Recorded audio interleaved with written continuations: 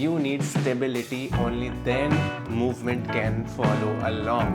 And then we have the 2, 3 and 4 beats to shift to the next chord, which in this, now that we have our metronome set up, let's learn how to use the metronome. Back to G, 3, 4.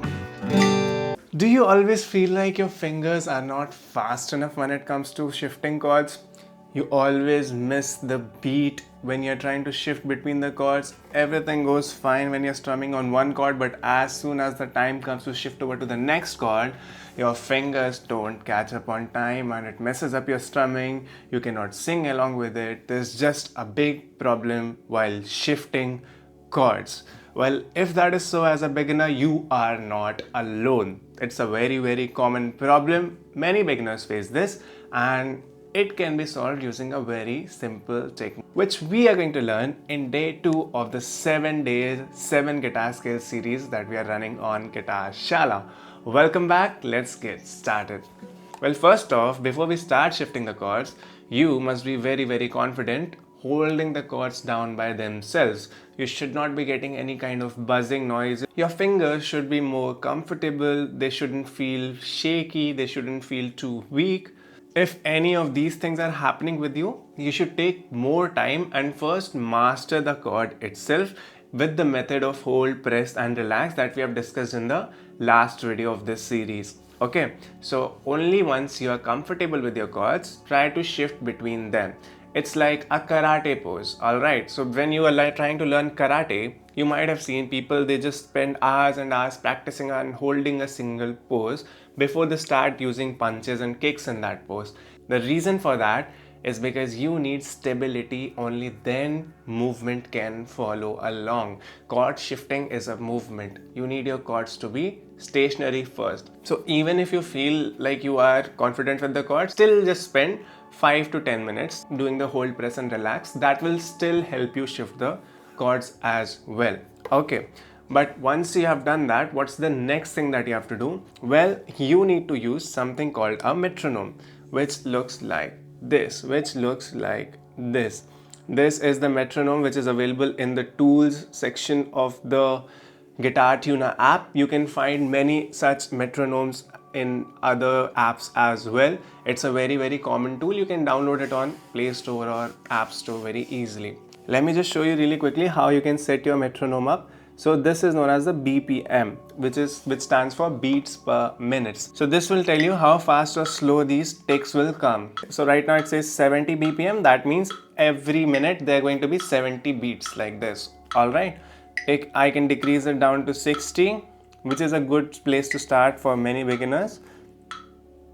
So it'll go like 1, 2, 3, 4. I can push this up to 140, which is extremely fast. 1, 2, 3, 4. 1, 2, 3, 4. Right? That's how it works. And then right below is the time signature. So for now, just set it on 4x4 and forget it.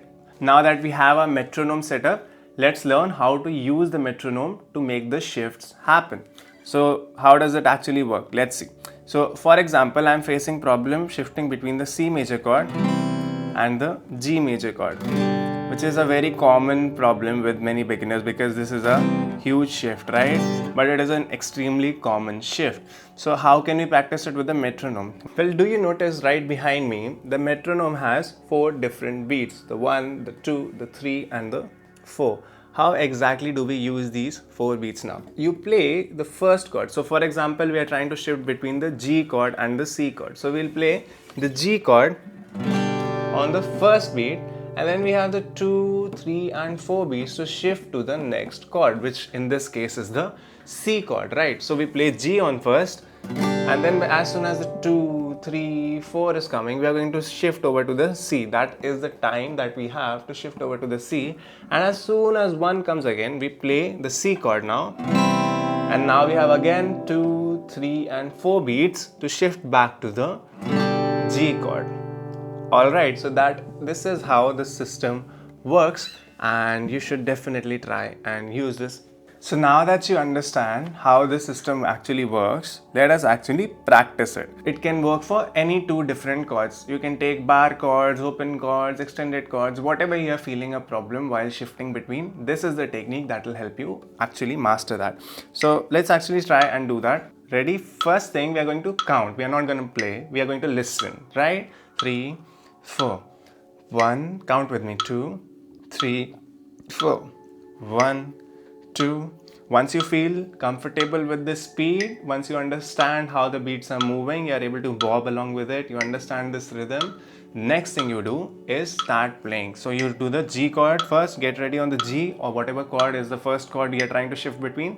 1, 2, 3, start. So play the G, shift to the next 3, 4, then C, back to G, 3, 4, G, shift to C, 3, 4, back to G, 3, 4, back to C, 3, 4, back to G, 3, 4, shift to C, 3, 4, back to G, 3, 4, shift to C, 3, 4, back to G, 3, 4.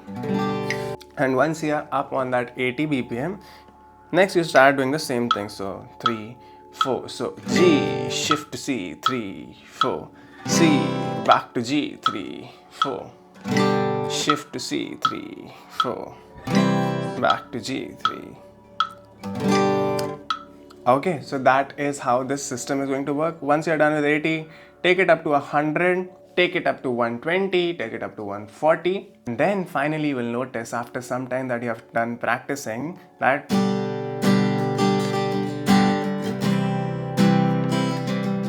you're able to shift a lot more comfortably. Just practice this and you will see magical returns. How much do you have to practice this?